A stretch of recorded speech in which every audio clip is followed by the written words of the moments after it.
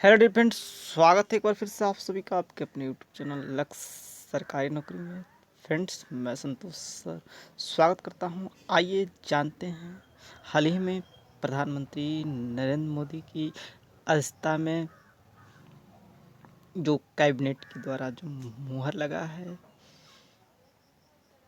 क्या है जो नई शिक्षा नीति आपने पूर्व के दिनों में देखा, और उसके बाद अब जो एक common eligibility test NRA national जो है रिक्वायरमेंट एजेंसी के द्वारा एक ही एग्ज़ाम ली जाएगी, उसके बारे में पूरी डिटेल्स जानेंगे। चाहे वो बैंक हो, रेलवे हो, SSC हो, सारे।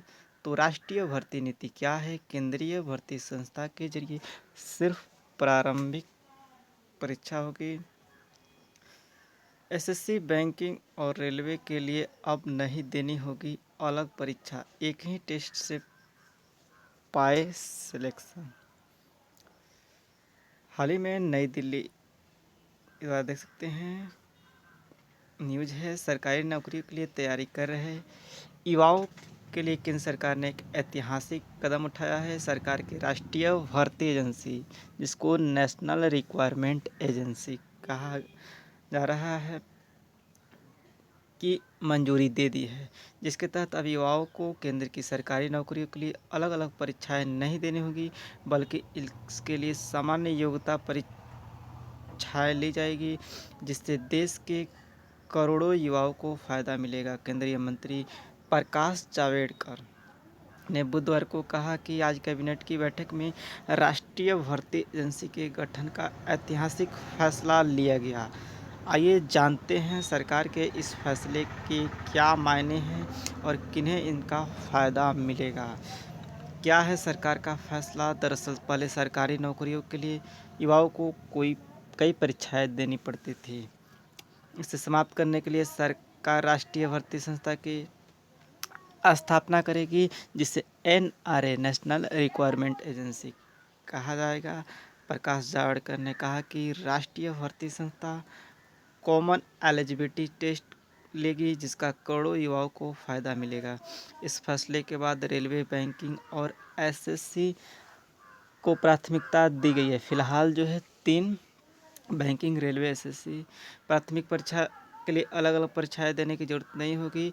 इन तीनों के लिए एक एजेंसी बनाई जाएगी और एक ही आवेदन, एक ही शुल्क, एक ही परीक्षा होगी। इस परीक्षा का स्कोर 3 साल के लिए वैलिड होगा।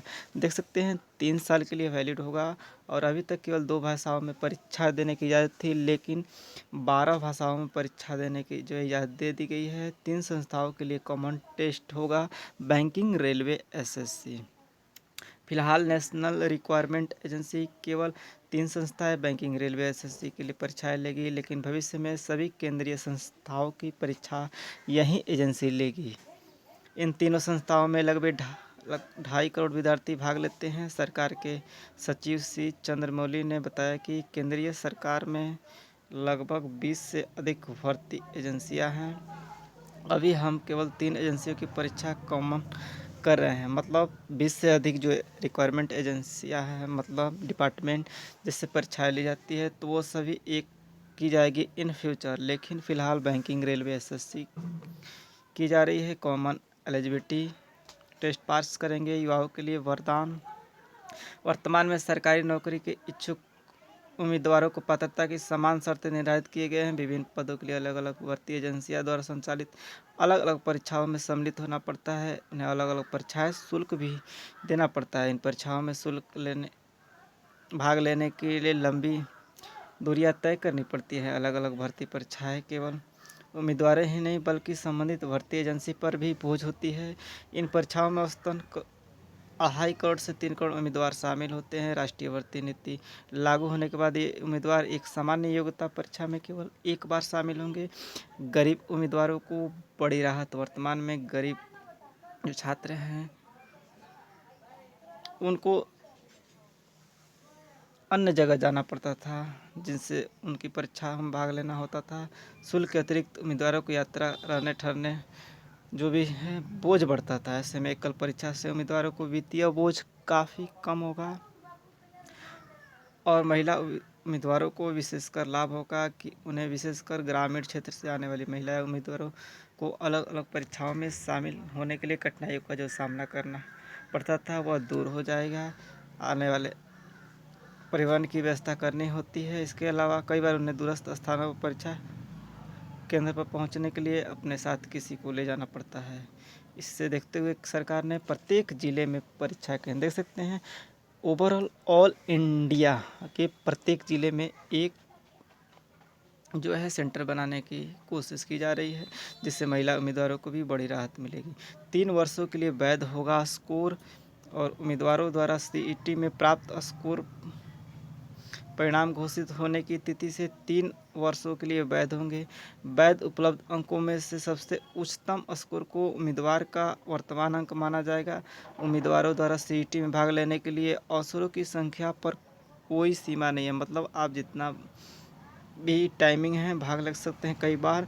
और मानक परीक्षाएं हैं राष्ट्रीय भर्ती एजेंसी द्वारा गैर तकनीकी पदों के लिए स्नातक, उच्च माध्यमिक और मैट्रिक उम्मीदवारों के लिए अलग से सीईटी का संचालन किया जाएगा, जिसके लिए वर्तमान में कर्मचारी चयन आयोग, रेलवे और बैंकिंग कार्मिक चयन संस्था द्वारा भर्ती की जाती है। सीईटी के अंक स्तर पर की गई स्क्रीनिंग के आधार पर भर्ती के लिए अंतिम चयन के लिए अलग से विशेष परीक्षाएं ली जाएगी। देख सकते हैं भर्ती के लिए अंतिम चयन के लिए अलग से विशेष परीक्षाएं ली जाएगी, यानी ये आपको एक प्रीलिम्स टाइप का हो जाएगा। और आप बैंकिंग, रेलवे जिसमें अंतिम चयन किए जाएंगे वहाँ पर भी एक परीक्षाएं ली जाएगी, इस तरह कहा जा रहा है, जिससे संबंधित भर्ती एजेंसियों द्वारा संचालित किया जाएगा। मतलब अगर आप बैंकिंग के लिए स्कोर कर लिए और सेलेक्ट कर लिए गए तो वह भी एक बैंकिंग एग्ज़ाम लेगा, जिसके तहत आपको वह भी क्वालिफाइंग करना होगा, तब आपकी जो है फाइनल सिलेक्शन होगी, जिससे संबंधित भर्ती एजेंसी संचालित किया जाएगा। इन परीक्षाओं का पाठ्यक्रम सामान्य होने के साथ स्टैंडर्ड होगा, मतलब कोई ज़्यादा आपको भास्ट भी नहीं होगा, नॉर्मली और मानक भी होगा। इन उम्मीदवारों का बोझ कम करेगा, जो वर्तमान में प्रत्येक परीक्षा के लिए अलग अलग सिलेबस के अनुसार अलग अलग तैयारियां करते हैं। उम्मीदवारों के पास एक ही पोर्टल पर रजिस्ट्रेशन करने और अपनी सुविधा के अनुसार परीक्षा केंद्र चुनने की सहूलियत होगी, जो कि नेशनल रिक्वायरमेंट एजेंसी ये बनाया जाएगा। उसी में आप जो है चूज कर सकते हैं सेंटर वगैरह, और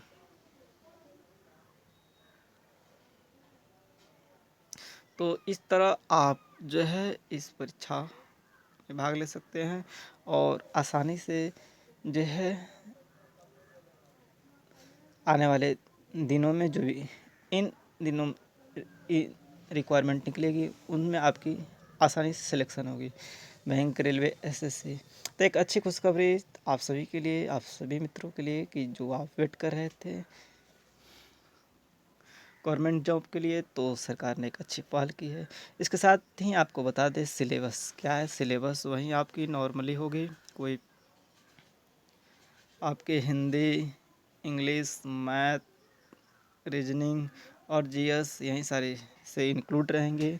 और और सभी को मिलाकर एक एग्ज़ाम कंडक्ट किया जाएगा, जिससे आप एज ए प्रीलिम्स टाइप का, और एक जैसे आप टीईटी देते हैं किसी स्टेट में, सीईटी, तो आप या नेट वगैरह, तो आपको किस तरह एक प्रमाण पत्र दे दिया जाता है और उसके बाद अन्य जो एजेंसी आपको चयन करती हैं उसी के आधार पर, तो सेम उसी तरह है ये भी, आपको जो है आपका चयन इसी तरह किया जाएगा। और अन्य एजेंसी जो है जिसमें भी आपका, तो वहाँ पे भी आपको परीक्षाएं देनी होंगी। यही सारी महत्वपूर्ण जो है इन्फॉर्मेशन थी। आशा करता हूँ कि आपको काफ़ी जानकारी मिल गई होगी इस वीडियो के माध्यम से। वीडियो अच्छा लगे तो लाइक करें, सब्सक्राइब करें, शेयर करें, अपने सभी मित्र से फ्रेंड्स सभी को शेयर कर दें। देश दुनिया और शिक्षा जगत की तमाम खबर के साथ बने रहें, जुड़े रहें। इसके साथ ही जो भी रिक्वायरमेंट है, रिजल्ट है, सारे प्रोवाइड किया जाता है। लक्ष्य सरकारी नौकरी पाई संतोष सर के द्वारा। तो thank you, thanks for watching this video. मिलते हैं नए वीडियो में नए अपडेट के साथ, तब तक के लिए goodbye, have nice day, thank you, thanks for watching this video. Please like, subscribe and share. तो thank you, thanks for watching this video. और बने रहें, जुड़े रहें अपने स्टडी को बूस्टअप करने के लिए देश दुनिया और शिक्षा जगत की साथ रिक्वायरमेंट सभी से सूचना अपडेट पाने के लिए। तो please like, subscribe and share. Thank you, thanks for watching this video. इसी के साथ सेशन को एंड अप करते हैं और जल्द मिलते हैं नए वीडियो में नए अपडेट के साथ। Thank you, thanks for watching this video.